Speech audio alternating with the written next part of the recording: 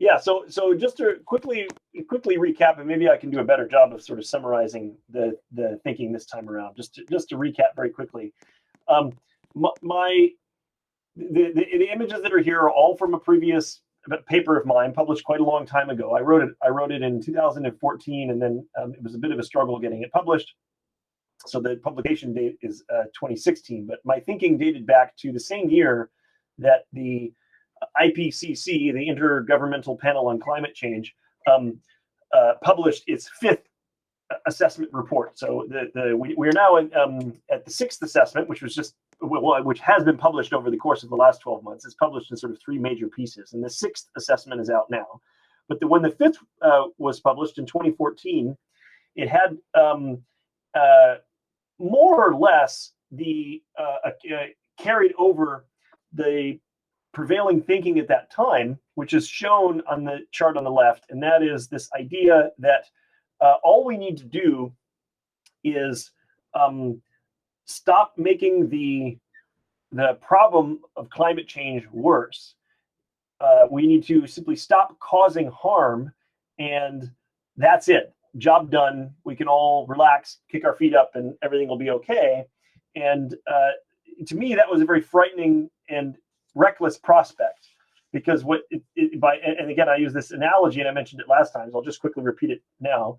The analogy was that I've used many times is a burning house. The idea that you're not done when you put the flames out; you're only done once you've repaired the damage that the fire did.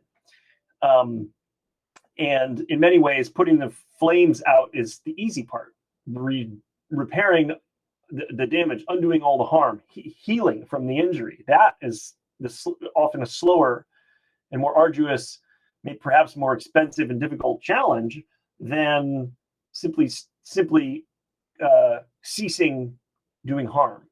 And so I tried to present a vision of a sort of a general, more complete pattern for the entire process of causing harm, then throwing the whole system into reverse, switching into a mode of healing, and then eventually, at the very end of it, returning to some stable or approximately stable, homeostatic sort of condition that resembles the time prior to when you started the whole mess to begin with.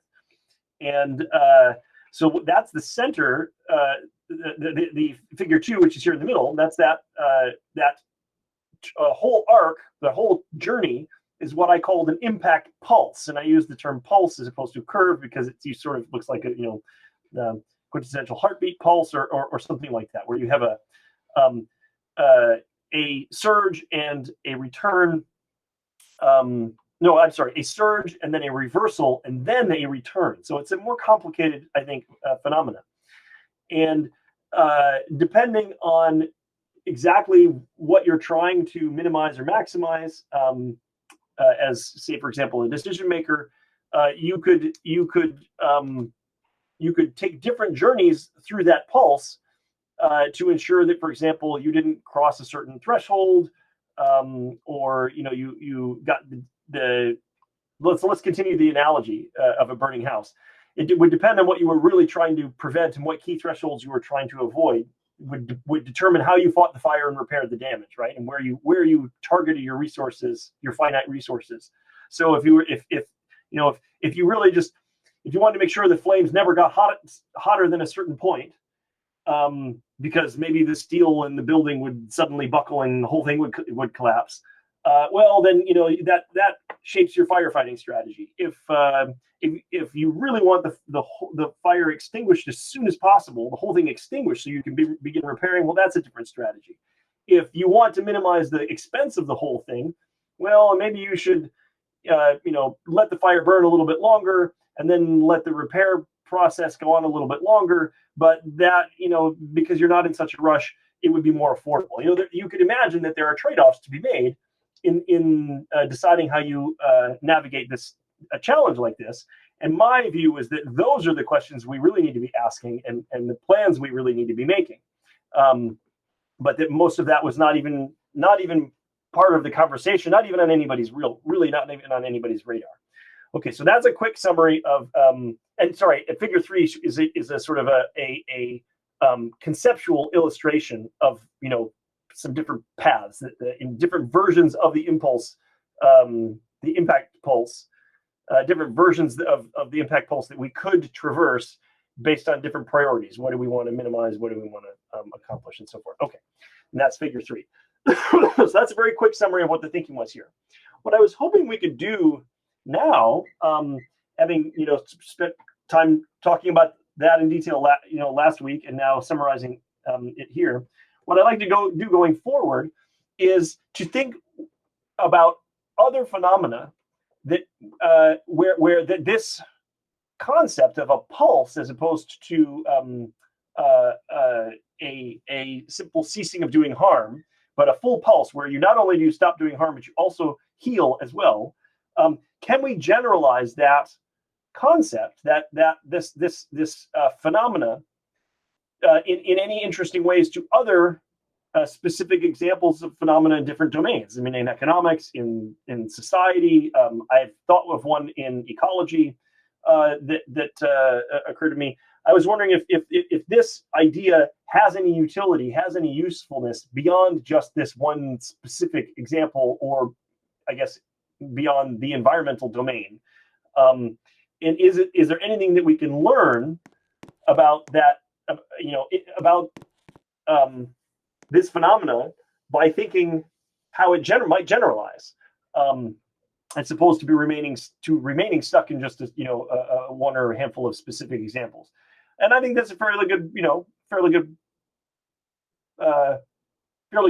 practice in general, right? I mean, if you spot a phenomenon and try to take it apart, figure out how it works, and then think, does it generalize, and what insights might we accrue by looking for that same sort of pattern elsewhere in the universe around us? So that's what I was hoping maybe to have a free-form conversation about tonight, discussion tonight about that. If that sounds okay? And obviously, I'm more than happy to answer any questions. We didn't really have much time to answer questions last time, so we can do both of those things, and in no particular order or priority. Yeah, maybe to begin with, Ethan or Kenneth, if you had any questions about the basic picture here. I can't remember, but I think you were both busy last week. I think, no, I was here, I just couldn't speak. That's right. Sorry. Oh, that's right. We had the audio issue. Yeah. Did you have any questions? No, I think I understand. Or comments or thoughts or insights?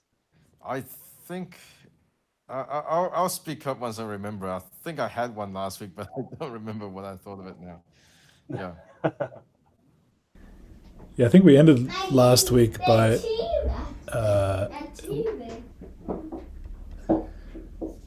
you were asking for other examples, but we'd also discussed the phenomena or the question, why don't people pay attention to the possibility of the restoration part of this curve, which affects their decision making, and the damage part, I suppose you could say.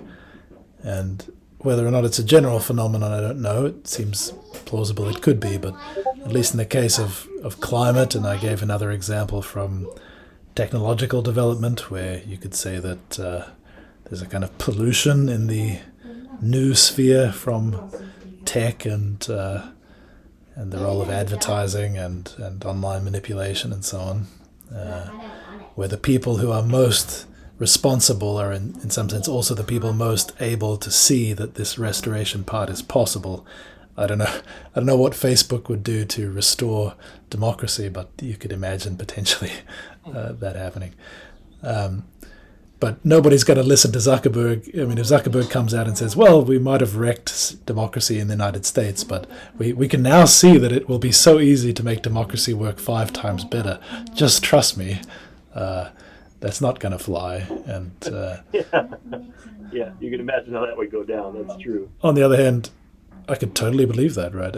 I don't think it's necessarily the case, but there are probably economists on the payroll and institutional experts in democratic processes. You could imagine them being hired inside Facebook, and with all the data they have, they could probably think of ways to improve processes. This is, for example, very much what happens in China, where it's not democratic, but people are thinking about governance and how to integrate technology into that, and actually carrying out experiments with that in a way, I think, which is much more thoroughgoing than what we do in the West, in a sense, because they're both responsible for the current bad state of things and also can see how things could be better. And those two things maybe go hand in hand. So that was a thing we finished on last time as well. Yeah, and I do think that that's a very astute observation. And I can certainly think of examples where the one that we mentioned last time, I think you mentioned it, Dan, was the idea specifically on climate change that the industries that have been, egregious emitters of fossil fuel industry, for example, that it's the same expertise that allowed the production of oil and gas might also be deployed for the sequestration of carbon in this whole, which is for, has the potential to be part of that whole restoration endeavor to pull CO2 out of the atmosphere, out of the oceans, and sequester it. In some cases, literally right back where it came from, down in old oil and gas wells. And so I think that if I think in terms of systems dynamics and how we model systems, and there are analogous modeling approaches, structural equation modeling, for example, and other approaches in maths and other there are other analytical tools. I think that achieve approximately similar results that will look at my main training is with systems dynamics, and so the lens I would look at this through would be you could identify key stocks and flows in a system, and those might be they're not perfectly, but they are analogous to variables in a function, and I suppose you can literally translate them into variables in a function, but I don't mean that in such a literal sense. I just mean it conceptually. You could think of the stocks and flows in a system, and the forces that control those as being like a variable that can hold different values. And very commonly in systems dynamics, what we see is that a particular variable will exert a lot of influence over the system, and changing that variable can produce a dramatically different outcome. Oftentimes, surprisingly or unintuitively, it can produce an opposite outcome. So one value that a variable might hold will produce a large amount of, say, for example, growth in a system, or movement in one direction, depending on what your metric you're interested in measuring. And then another value of on the same variable and very little else in the system changing, and suddenly you have the opposite system behavior. And so that is sort of a familiar pattern, at least in systems dynamics. Now, I suppose what I'm getting at there is that perhaps it's no surprise that the same forces that cause harm might be directed to repair by virtue of the fact that they're potent forces, and that's it. If you've got something that is forceful, something that's potent, well, if you direct it in one way, it can have an impact in one direction, and if you direct it in a different way, it's going to have an impact in a different direction, sort of, almost in a tautological sense. So I think that's it's not an obvious thing to sort of. I don't think it's self-evident, but I think once you see it, there's sort of quite a clear and compelling logic to it, and I think that's like I said, I think it's a very astute observation, Dan, and we can imagine. I think the example of Facebook is a disturbingly powerful one, right? And one could imagine the force for good that it could have been, I was thinking along similar lines just now, but I was thinking about technology rather than force. The example of Tesla, for instance. So you could say there's a big difference between Tesla and Ford, because Ford makes petrol engines and Tesla makes electric engines, but really that's a tiny detail. Both of them are just large-scale organizations that make physical objects, which is really hard to do at scale and with high precision. And so in a sense, both of them are just incarnations of a certain general purpose technology, which is high quality machine manufacturing for consumer Right. goods. Right. And you could say that, well, to a large degree, I guess, I don't know, you must know the percentages off the top of your head, what the contributions to the current carbon in the atmosphere are from vehicles. Is it like a third, perhaps? Most of it's from electricity generation, isn't it? In factories? Yeah, it's about a fifth. A fifth, About okay. a fifth. Yeah. Road vehicles are about a fifth of Right. total carbon emissions. So that fifth, you could point at the car companies and say, well, they produced that indirectly, but the very same institutional knowledge of how to build an organization, I mean, that was part of what Ford did, right? Not just figure out how to make a car. Other people figured out how to do that, but he figured out how to do it at scale in a factory and have kind of a reproducible level of quality, and how to organize the people to do that, and how to pay them, and how to finance it, etc., etc. And all of that knowledge is part of Tesla. They did other things, but that's in a sense a general purpose technology or institutional technology on top of other more hard forms of technology, which can be deployed in the opposite direction once you have another ingredient, which is the electric motor and better batteries. Right? Yeah, so I think that's...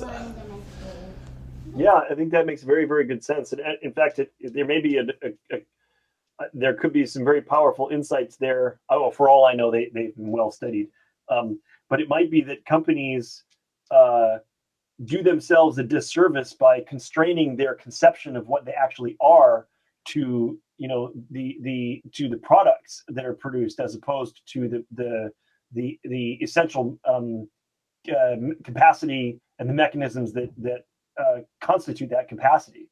And it's interesting because you mentioned Ford, but it's funny. We you think Ford would know better, but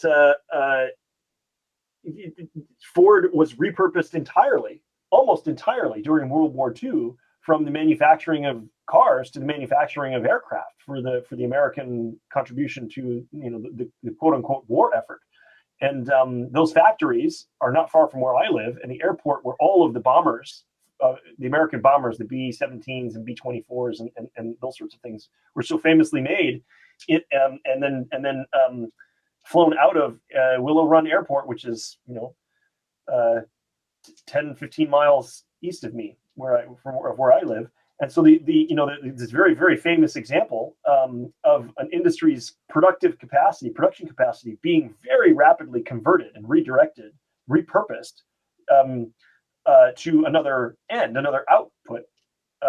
But it was expressly because of that, of the knowledge and the processes and the capacities in the general or in the abstract sense that existed, and not in the concrete, specifically we know how to make pickup trucks kind of sense. That was what made that possible for both Ford as a company, and then for the United States as basically as a global power in World War II. And I wonder why that's such a difficult lesson to learn, because it in many ways it seems like today, 2022, Ford is barely able to take on the idea that they need to just make a different kind of car in order to have much of a future. They need to make electric cars, and they're really slow and sluggish. And Tesla has been allowed this extraordinary success when it could have been the incumbent automakers instead, and it could have been any one of them that decided to seize the reins and lead in electrification and the other things that Tesla is doing, and Ford would be $1 trillion company instead of a $40 billion company or whatever it is. Well, maybe this and is not it is a strange thing. Why not? Maybe this is not unrelated to the question of this curve. So Amazon is a perfect example of an organization that actually grokked this about itself and then spun out the individual competencies as separate units like AWS and the logistics services and so on. And that's why it's such a large company now, not just a barely known bookseller. Right. But if you ask, well, why don't more companies do that? Well, in some sense, it took Jeff Bezos to do that, and he's a very capable and intelligent leader who understood every element I mean, I think it takes a lot of insight to understand what is general and what is not, right? It's not trivial to see that a given capability is a general one and to be able to separate it out from all the details of what makes it work for producing a particular object. I don't know why. I mean, it doesn't seem profoundly difficult, so you would imagine more companies might do it. But going back to this curve,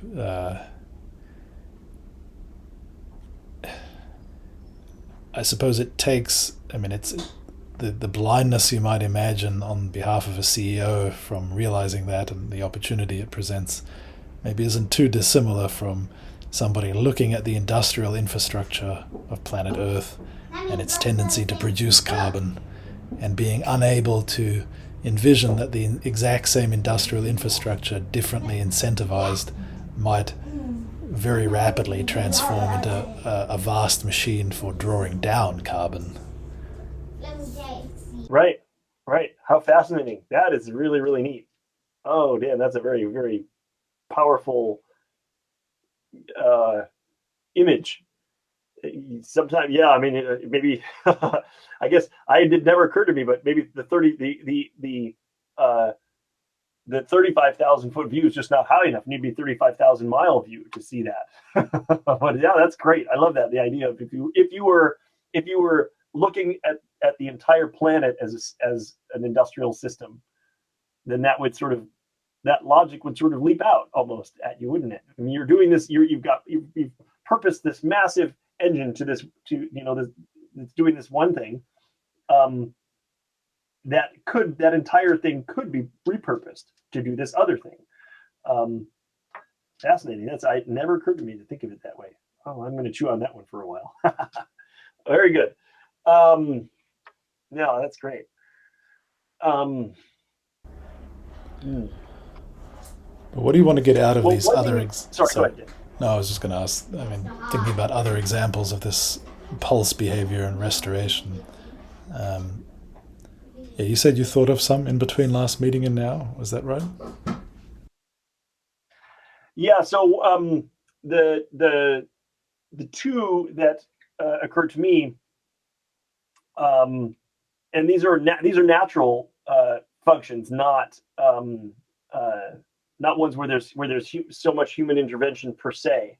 But in natural, I think so. But part of what the confusion here is, not confusion, but let's call it an obstacle to immediately grokking this, is I think there's a sort of a fundamental difference between living systems.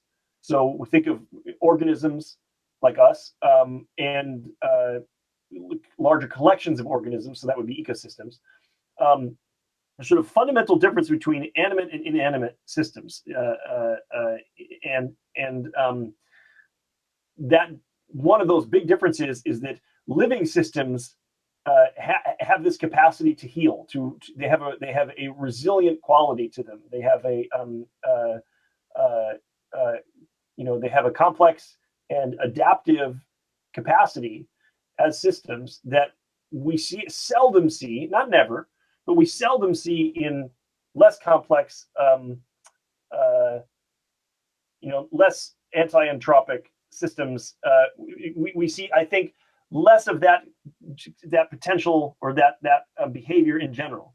So we seldom see an inanimate system recover from a shock by going into reverse and executing some active healing activity. Much more often, we see a system sort of depend. We see I'm trying to think of analogies. We see the system slow down the rate of impact, and then return to a condition of zero impact or zero change. But we seldom see this sort of the full pulse in sort of inanimate systems. But I think in living systems, this is the norm. I think it's one of the features that distinguish living from non-living systems, and there, as we can all think of, there are exceptions and corner cases and all the rest of that stuff.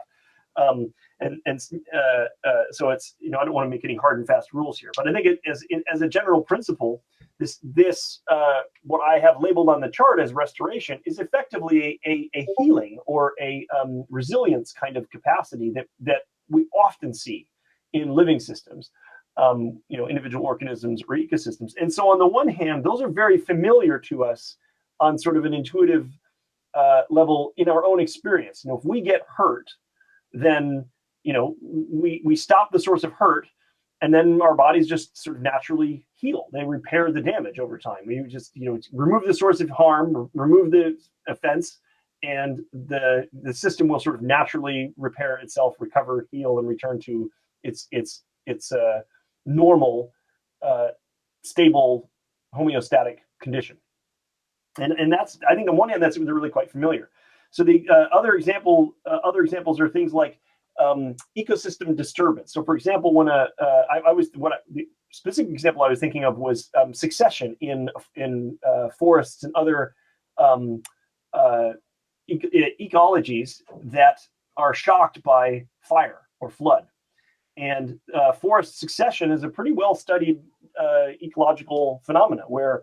And fire regimes are a great example of this. So, Australia has these, and California has these in many places, where the ecosystem is actually fully adapted to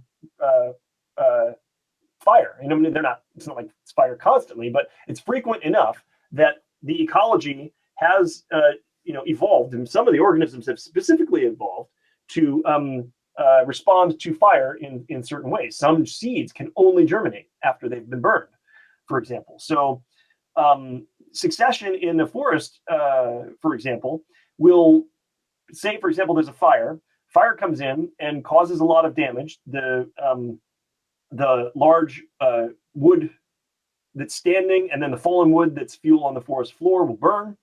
And this you could operationalize, and measure the impact of that in different ways. But in any case, it's a major shock to the system. The forest is cleared, and its structure is radically altered. And then the system proceeds through a sequence of recovery. And the recovery can become quite stark and dramatic, where new organisms are active and competing with one another and fill niches, and then are displaced and so forth. And eventually, the succession process will result in a large stand of trees again. And it's a long process. It's not instant. We're talking decades in cases of some kinds of forests with large trees. But you have very clearly a sort of pulse phenomenon, depending on what you want to put on the y-axis there. In fact, you could even put carbon there. You could say, okay, well, the fire emits all this carbon, and then the forest regrows and it absorbs all this carbon, and you would get something that looked very much like that pulse.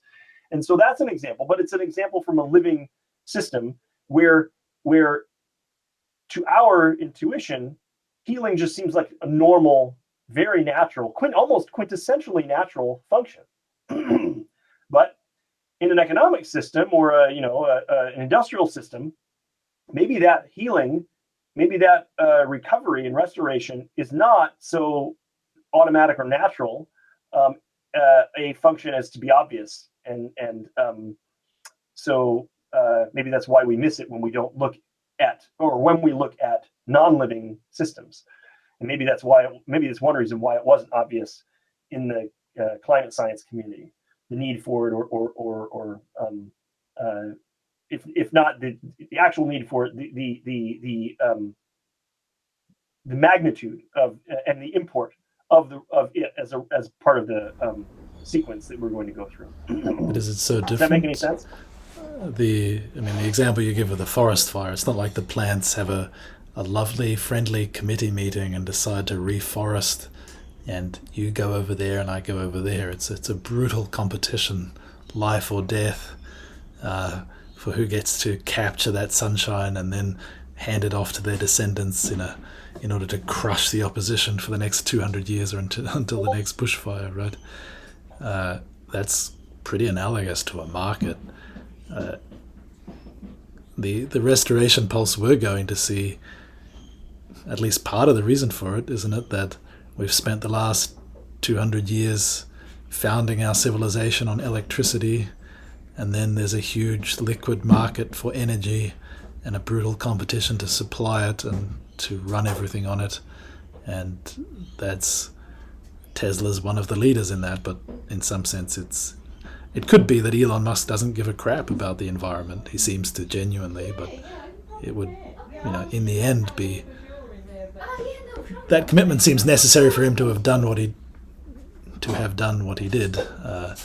But it could, in retrospect, have been motivated by purely mercantile goals, just as the restoration process in a forest is not exactly a friendly process. Maybe the analogy is an argument that if you want truly to restore things, you should be, I'm not going to say unleash market forces, but there's, wonder if in both cases you're kind of competing for energy, right? Which is what's special about that. Maybe it's a very large scale reward that motivates a lot of distributed, coordinated activity. I don't know what that's got to do with a restoration necessarily. It's just a general phenomenon.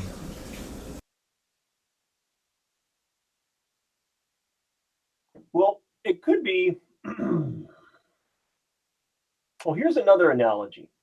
And this one is not in a living organism exclusively. It's sort of in a human mediated system. But actually, it works. I was thinking of a well, no, let's not use the burning building. Let's just use a dilapidated building. That's okay. This is okay. So this is a good example.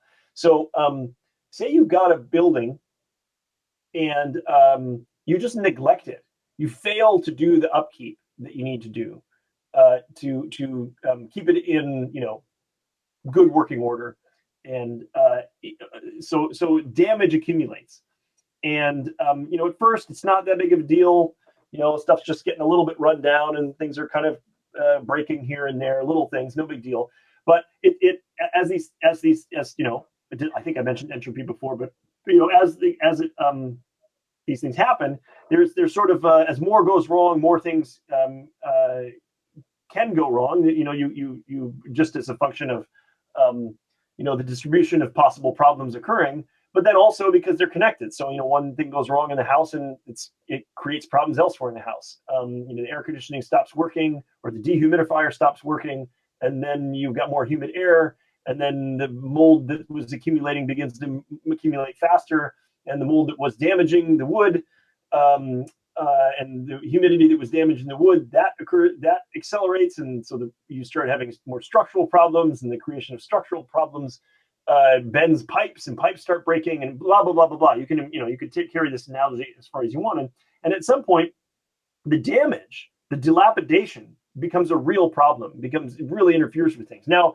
I said human mediated because let's put a person into this picture. You've got a human being who's dwelling in this structure, in this place, and at some point,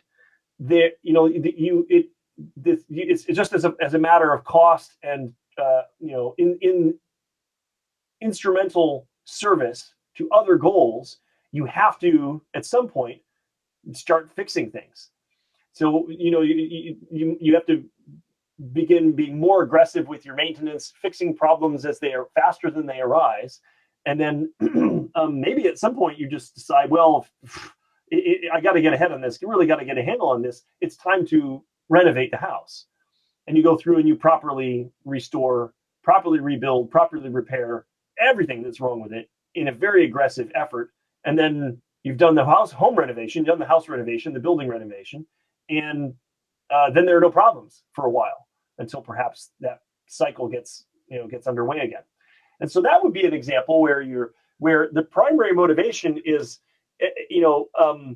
the overarching motivation is you're really trying to minimize the cost, and you're undoing. It's not so much that you're repairing all the damage, but you undertake a renovation effort to sort of get ahead on the cost of dealing with the harms in the long run. So it's almost like that whole restoration period. Maybe you could think of that as an investment relative to not just recovery from the current situation, but an investment relative to the future, relative to costs you would otherwise incur in the future if you let problems persist and get even further out of hand.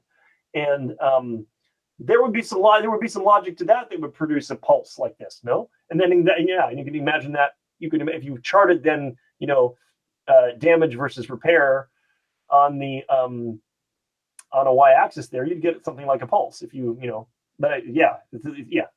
dilapidation and then followed by renovation for a building, it would give you a pulse curve, I think. And so I don't know if you've got the equivalent of a market there or competing, but maybe you've got competing priorities, and it's about somehow it's about minimizing or optimizing, like minimizing loss or optimizing, the optimal amount of harm you're willing to incur over a given time frame results in sort of this movement of the rate from the movement of a rate from a positive rate of harm to a negative rate of harm, right? Negative harm being healing, being recovery.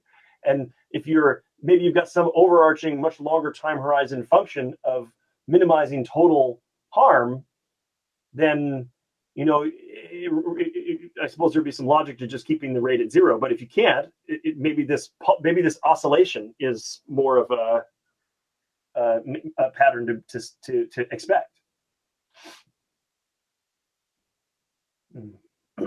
Might be another way to think about it.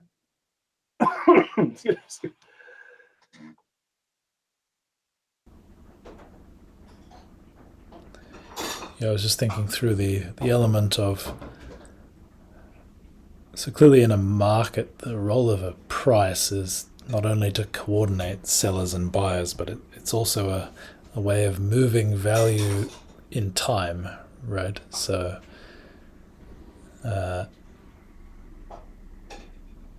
through various mechanisms like stock ownership or investment, there's ways for participants in markets to incentivize the production of something whose value is, they believe, they can move demand from the future to the present in a way which incentivizes the production of things. We've become very good at that in some aspects of human affairs. The example you give with a dilapidated house is a kind of wisdom, right? Where you are mentally performing that operation, where you're aiming to reduce the overall cost by not incurring unnecessary costs. You can move those costs. You can kind of what's the right way of thinking about it? By spending a given dollar today on repair, you can actually get more than $1 in value compared to spending it in 3 months when things are actually broken. So there's, there could conceivably be someone in a market who would actually be making money by, you could pay somebody $1 a day to nag you to fix your house and, in fact, make money out of that. I don't know. I suppose that's an awesome example. That's hilarious, but it is. It is. And it's funny, but there are real examples of that. I mean, we do pay for services that discipline us. We outsource those sources of we outsource the discipline and then obtain utility for it in different ways. Maybe even some of it is literally purely financial. I mean, we outsource nagging and decision making for savings, for example, by having employers make the contributions for us, so that the money never even comes through our hands and eliminates temptation. That's really funny and very insightful, again, as we've come to expect from you, Dan. Oh, thank you. I don't know. I mean, I guess carbon prices are an attempt to do that, but this is a bit orthogonal, but What are your opinions of the success so far of the various carbon markets that exist? Do you think they're actually in any sense useful, or are they just gamed completely? I'm aware of plenty of cases where they've been gamed terribly, but overall, are they doing something useful? I think it's very difficult to make a case for their usefulness. They're and I think there are probably two, maybe three, but certainly two key reasons why. The first is the one you mentioned, which is that they are market inefficiency and outright market failure is a massive problem for those markets. So we attempted to create a market. It's a very artificial market. It's a highly constructed and contrived market, and so it's either surprising or unsurprising, depending on how cynical you are, that it's also an extremely inefficient market, bordering on just utter failure because of the corruption and the leakage and all of that kind of stuff. So that's on the one hand, is that the markets are just failed. They don't work very well. And it's easy to find examples of those. California's, the trading, there were hilarious things like there's, the actual volume of the trade was completely divorced from the number of credits that existed, because there was so much corruption and so much fraud. And so, the credits were obviously being bought and sold multiple times with inadequate reporting. So there's that. That's one piece of it. They haven't, even if they could work in principle, they were too corrupt in practice and too inefficient in practice to function well as markets. And then the second major problem, in my mind, is that in a way, those markets really do assume. They make the ceteris paribus assumption that all else is going to remain equal. That the system as a whole is not going to change very much, and that got thrown for a bit of a loop when you have new clean technology emerge, that obviates a lot of the utility of that trading, and so then that just incentivizes gaming the trading as opposed to utilizing the trading for the purpose of specifically getting off the old technologies and onto the new ones. And so there was sort of a conflict of incentives there. And so I suppose in principle, you would think that creating a market for emissions would result in a set of incentives that would push companies to modernize and clean up their act, and would also result in actual emissions being distributed more efficiently across an entire industry. So if one polluter could, trade with somebody else who had already adopted clean technology and use their emissions allotment and so forth. But in practice, I think it wasn't possible to implement this efficiently enough, and too many other things in the system were moving and changing for it to have the desired effect on the behavior of the agents in the system. Had the system been static otherwise, then the forces of incentive on the agents in the system would have been consistent and predictable. But it wasn't. There was just too much else going on. And so instead of responding in what you might expect to be rational ways, agents just responded by gaming and corrupting the system or ignoring it. And as a result of all of that, I think it's largely been ineffective. That's my personal take on it. But other people have different views. So, and not all of them are the same. The one in Germany is different than the one in California, is different than the one in Canada. So, it's different. I'm a little jaded by it. Yeah, feel free to tell me I'm going off on a tangent and yank on the leash, but I'm just thinking about this restoration curve again and how you see it playing out, and in the context of the solar wind batteries disruption and all of that. In the end, what do you think is probably a bigger driver? I can imagine, in retrospect, thinking that all the millions of man hours of negotiation and diplomacy involved in climate change over the last 20 years, maybe it's millions, I don't know. Maybe all of that amounts to just a small pile of pebbles compared to just a few incentives that the Chinese government put in place, which moved the transition, the development of batteries and solar panels and the cost curves of those, moved them 3 years earlier or something. I don't know, maybe 5. Oh, I 100% agree with that. And this is, you mentioned Elon Musk earlier, but this is his thinking as well. And he's made this argument many times that Tesla is doing more than any other private company, and their stated goal is just to bring the timeline forward for the electrification of vehicles. That's their goal. And if you crunch the numbers, bringing the timeline forward by just 2 or 3 years is massively more impactful than all of the other efforts to get people to, take the bus a little bit more often, or recycle, or take shorter showers, and all of that sort of stuff. If you actually just look at the numbers, it's clear where the biggest bang for the buck is. And so I 100% agree there. In the case of China is hugely important. And it could have been the U.S. that did that. Could you interpret that on this logic? But could you interpret that on this graph for me, like in Figure 2? Moving the timeline early by... I guess I would...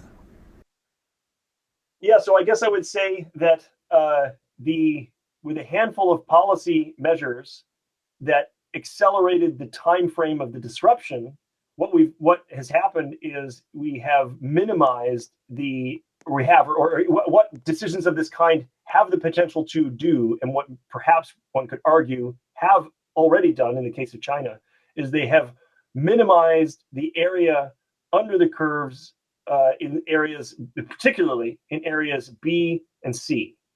I think that's and those are a big deal, right? There's a sizable chunk there, because once you've passed the inflection point, the peak of the curve, so the T stable is what I labeled it originally, but the transition from C to D, the area C to D in the curve, once you pass that point, one would have to assume that the disruption of energy, and possibly as well the disruption of transportation, would already be underway in order to have reached that point. And then one would naturally expect the area under the curve, understanding disruption, understanding the nature of disruption and its nonlinear quality, and it traces sigmoid curves and so forth. One would naturally expect that however you got there, once you arrive at part D, at phase D, let's call them phases, then D and E are going to proceed swiftly and follow that pattern, more or less irrespective of other factors. And that would be what one would expect, understanding the dynamics of disruption. What was much more subject to change based on policies choices is what the duration of phases B and C is. And to my mind, the best and most effective way to minimize the duration of B and C is to bring the timeline of the disruption forward. And again, I have a technocentric sort of perspective on this, where I personally believe technological factors ought to be regarded as having a heavy weight in the function of the outcomes here, compared to social and political factors.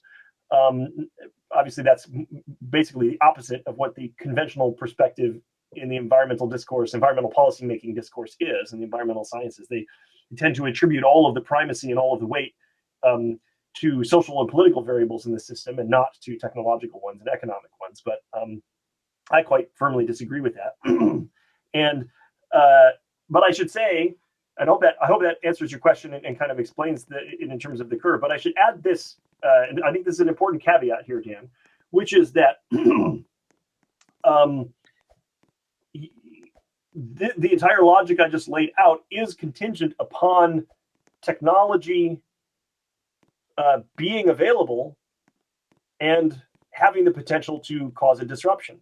In the absence of any such technology, and in the absence of disruption, it would otherwise be rational to pursue the other avenues of trying to get the problem under control that are part and parcel of the efforts of the conventional climate change and environmental discourse. I mean, that's all of those other approaches to try to get the problem under control And by that, I'm talking about the majority of the wedges in the stabilization triangle over on the left in figure 1. Those are the different measures that, policymaking measures and behavioral change measures and regulations and standards and emissions trading. And those are all of those. That was what was originally imagined, that those were all the tools we had to work with. And they weren't very effective. They weren't much good, but they were all that we had. And we had to throw everything and the kitchen sink at the problem and hope that it was enough. I think what for me has been the biggest disappointment is how long it has taken for the community to recognize the potential of technology to exert an enormous sort of force on the function of climate change. And that clean energy technology and clean transportation technology, and now as well clean food technology, the precision fermentation and cellular agriculture technologies, that these were not 500 years away or 100 years away and pure science fiction and totally unachievable in the time horizon in which the problem was operative.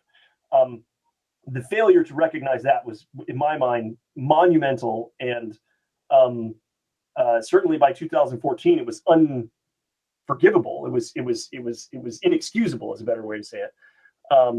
And it's certainly been a disaster for humanity in many ways, because the whole of humanity could have done what China did, and it just, instead of wasting time on nonsense like emissions trading, we should have thrown every bit of political capital and economic capital at just accelerating the disruptions. That would have obviously been the right thing to do, in my mind. But we had at least a lost decade where all the signs were there and we should have known better, and people were screaming about it, like my colleague Tony Seba, and the policymakers and the scientific community were unable to hear it, or if they were hearing and listening, they were unable to recognize and understand what was really going on. So it's all contingent upon the technology being available. We could have encountered a problem, at least one can imagine, we could have encountered a problem for which, there was no technology that could make a difference on an acceptable time frame. In which case, it wouldn't have been a mistake. It would have been, it would have been the only call to make. But I think, given what we knew, certainly by 2010 or 2012, maybe even earlier than that, if you take, the goofballs like Ray Kurzweil seriously. I mean, he was talking about this in 2004, 2005, and perhaps possibly even the 1990s. If you give him, a fair bit of credence about this acceleration of clean technology. He wasn't too specific in the 90s, but even by the early 2000s, he was already saying solar power was going to grow exponentially. And that was a full decade ahead of Tony Seba. And now that would make it 2 full decades ahead of the environmental community. So, I mean, we should have known better. But what's your view on the institutional failure that is involved in, if I understand correctly, the US had a lot of the early research in solar photovoltaics and probably other technologies as well, and then squandered that lead for various reasons, and it was picked up by, among others, China, and taken to market in a way that sort of squashed the 1 or 2 important producers of solar panels in the US. Maybe they've recovered, I don't know. Presumably there was some role for far-sighted government officials or institutions in the early success in the US. What happened exactly? Did anything happen, or was it just the Chinese government stepped in with a larger quantity of support? Yeah, there were two mechanisms there. So there are multiple ways to support a fledgling industry driven by a new technology. The United States chose to make those supports in the form of financial instruments. So they created tax incentives and tax structures. Most of those were I think most of them were on the supply side, but there was a mixture of both supply side, so the producers got tax benefits, and then on the demand side, so consumers of solar panels and clean technologies got tax benefits. But it was mostly these financial interventions that were the instruments of acceleration there. And we could see that in the data. We could see the adoption curve bending up a little bit when the United States had and this is since sunsetted, but had quite strong subsidization via tax incentives, not direct funding, but largely through tax instruments. The other big way to do it is to support industry directly, to have national funds and national resources dedicated directly to the growing of an important industry. And it's not like the U.S. and Europe have never done that. And we mentioned, the war efforts and so on. So this is something that we know how to do. But that was more of China's approach. I don't know the details of China's internal workings precisely as to how it incentivized and how it supported the clean energy technology sector there. So that would, in this context, mostly solar power and batteries. But I believe it was not merely with these financial instruments, and it wasn't just like loans to these industries at a low discount rate or low interest rate, but it was proper government funding and basically helping get an entire industry up on its feet and scaling in a way that nobody else could compete with. And so that, I think, is what drove U.S. and the other major manufacturers. There was quite a manufacturing base for solar panels in Germany, for example, that drove those manufacturers under, essentially, is they just could not compete with the massive scaling of production in China that was supported by the Chinese government. And the United States and Europe could have done that. They could have subsidized, they could have supported those industries at home, but there was an enormous amount of political lobbying that undermined those efforts. I mean, people were calling for those sorts of subsidies, subsidize clean energy to get this stuff off the ground. But the incumbency had perhaps more success fighting those initiatives in the United States and Europe, so policymaking happens in a different way in China, obviously, and so the subsidization of the new industries was achieved with much greater success in China. And then China has now succeeded in its goal to become the world's preeminent supplier of batteries and of solar panels. Now, whether or not that remains the case, I mean, the battery demand seems almost, it seems so large right now so things are very much supply constrained, not demand limited. And so probably we're going to see resurgence of certainly battery manufacturing capacity in other places. But I think that's the general picture. And one more thing to add to that is that, I think that perhaps put it this way. There's a saying that getting from 0 to 1 is an entirely different undertaking than getting from 1 to 100. And this is sort of an expression in entrepreneurialism, and you hear it a lot in tech startups, but having the initial technology, the initial technological breakthroughs, the underlying science and engineering prototypes, that's getting from 0 to 1. But scaling from 1 to 100, scaling up the manufacturing, getting into mass production, realizing all the economies of scale, refining every tiny little thing everywhere along every step of the way, throughout your supply chain and certainly throughout your manufacturing and distribution processes, that's getting from 1 to 100. And I think that maybe it's just cultural, but I think we tend to underestimate how much larger the scaling challenge is in many ways than the innovation challenge. And so the United States was certainly the source of innovation for photovoltaics, going back to the first ones, which were they were fantastically expensive. They were basically bespoke prototypes that were made for the Voyager spacecraft in the 1970s. Those were the first photovoltaic panels of any size and durability outside laboratories. They were functioning devices, but they were hugely expensive.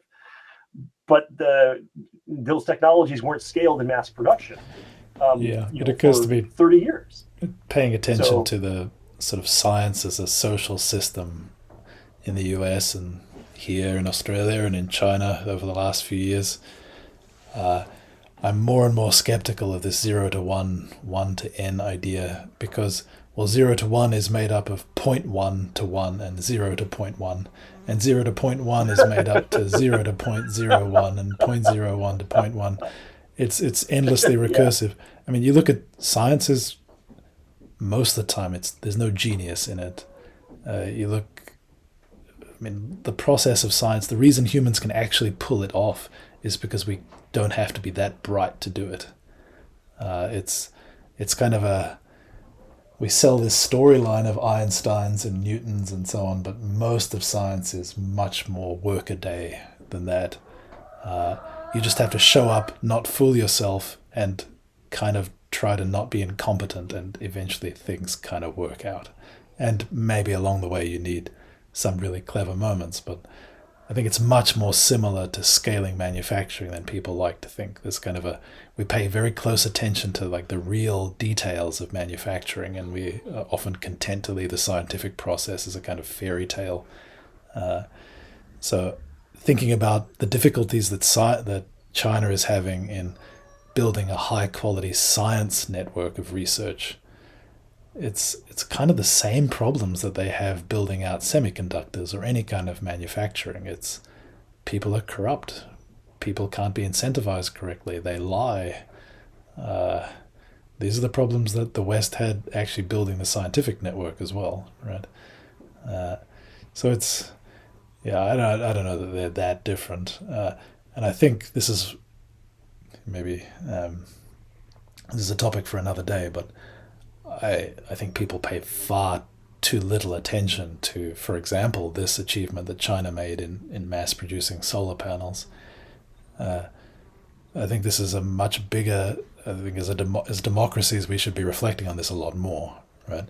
So suppose there was a tipping point in 2050 that moving the date of the solar transition 5 years earlier just saved us from. We'll never know, but it's not inconceivable that that's the case.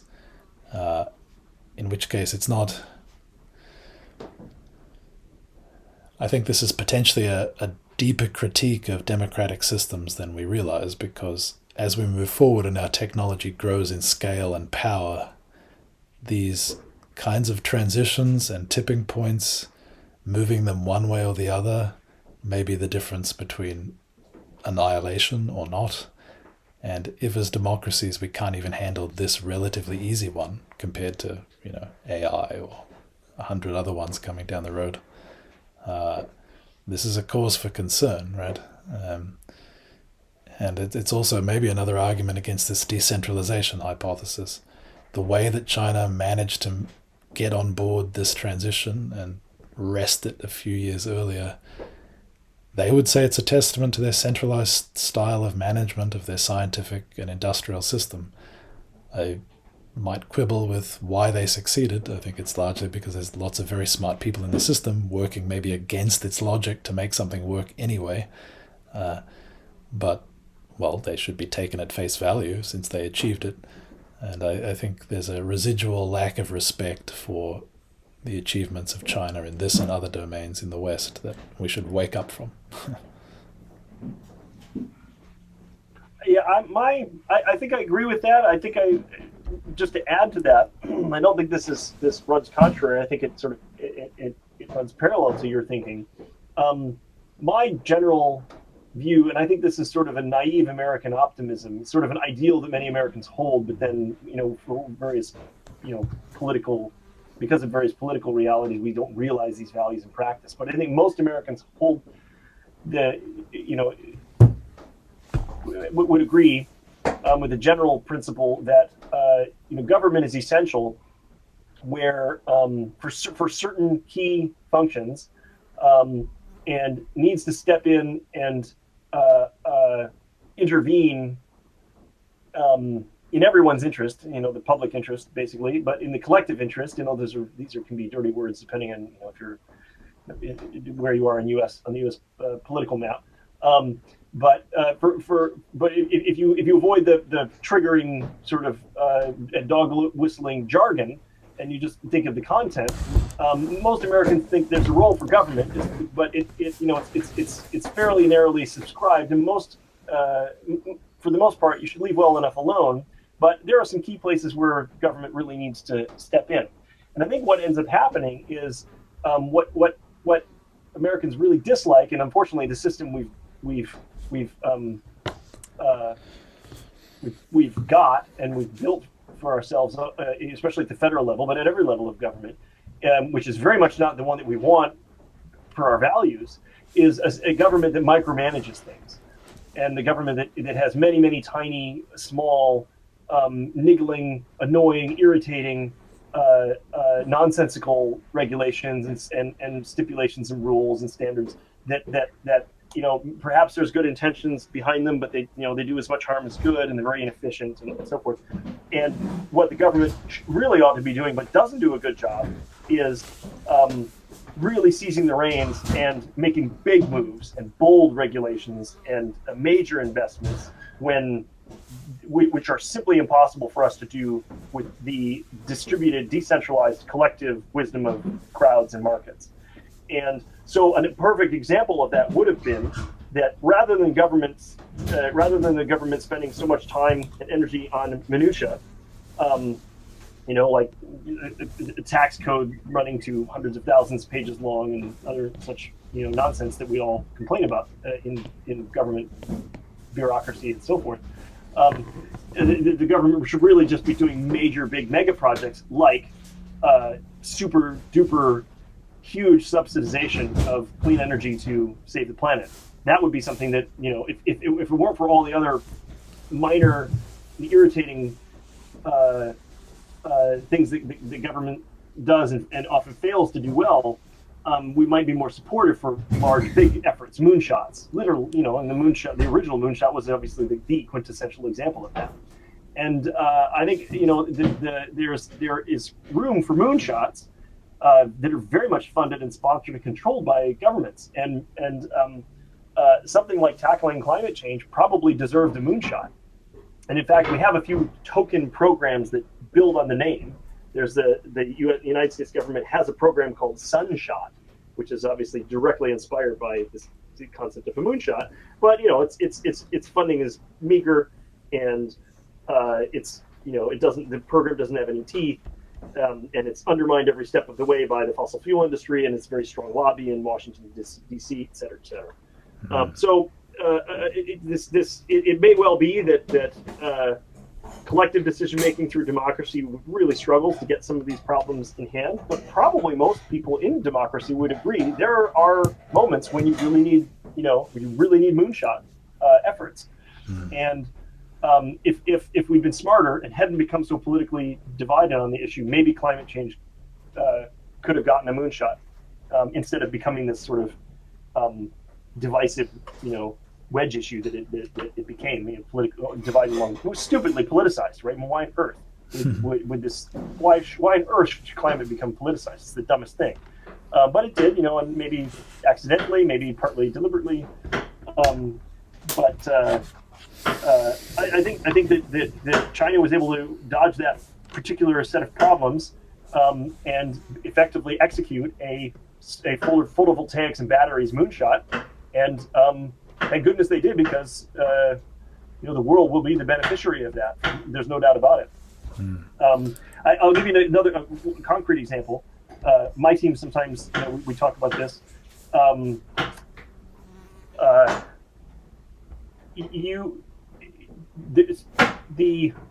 What's the right way to start this? Okay, here's a way to say it. So this is transportation and the transportation disruption. And the expectation that we have is that autonomous vehicle technology will save a very large number of lives, because once it is mature, autonomous vehicles should have an accident rate of at least, or I should say at most, a tenth of the rate of human driving. And so one could easily imagine 90% or more of all car accidents, fatal car accidents especially, being avoided if cars were autonomous, once that technology is in place. What that means is that if you bring the timeline forward for the maturation of that and deployment of that technology, you can very clearly measure the number of lives saved, because a certain number of people are killed every hour, every day, every week, every month, every year in car accidents, and it's a very large number worldwide. In the United States alone, it's 60,000 people a year. I think it's much, much higher than that in countries like India and China, for example. Larger population and poor traffic order, I suppose, maybe is the way to say that. And so if you, for example, brought the timeline of the disruption of transportation through autonomous vehicle technology, if you brought that forward by a year, you would be saving several million lives every year globally.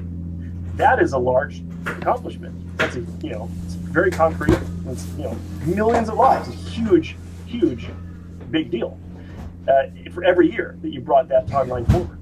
And one could easily make the case that bringing the timeline forward for averting climate catastrophe, it could potentially be far larger impact than that. So I think that this is a perfectly sound line of reasoning, and anything that anybody does to bring these timelines forward, one could argue is more, well, at least in the ways that you can measure, is as effective or more effective than the smaller measures that we agonize over and spend so much more time on, debating. So even my team, our meager efforts, we like to believe that we brought the timeline, at least in China, for the transportation disruption forward by a few months at least, because the report that our organization published in 2017 about transportation really made waves in the Chinese government. And we got confirmation of that fairly quickly, of the impact that had had, and that did have an effect on the government's transportation policy and longer term plans. So even if it brought the timeline forward only in China and only by a month, that's still tens of thousands of lives. And we feel pretty good about that, as you can imagine, right? It feels good to have played a part in saving lives. So, but this is the right way. I know it sounds very dry and very actuarial, but it probably is the rational way to think about maximizing well-being at every level. Is how many lives can you save, and how by how much time can you telescope the arrival of full solutions to major problems forward? And everything you should be doing should be viewed probably foremost through that lens, because that is where your biggest bang for your buck is going to be, right? Bring the timeline forward to whenever we arrive at a full solution. If you can bring that forward by X amount, and then you're saving lives, you're saving huge financial. I mean, the numbers are so big they're boggle the mind, right? Yeah. It could be something like $1 trillion of savings for every month you bring forward the timeline.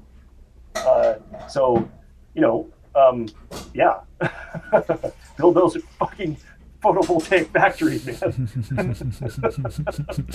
Maybe that's basically the takeaway message, right? Yeah, maybe that's a good place to finish the official program. Thanks a lot, Adam. That was great.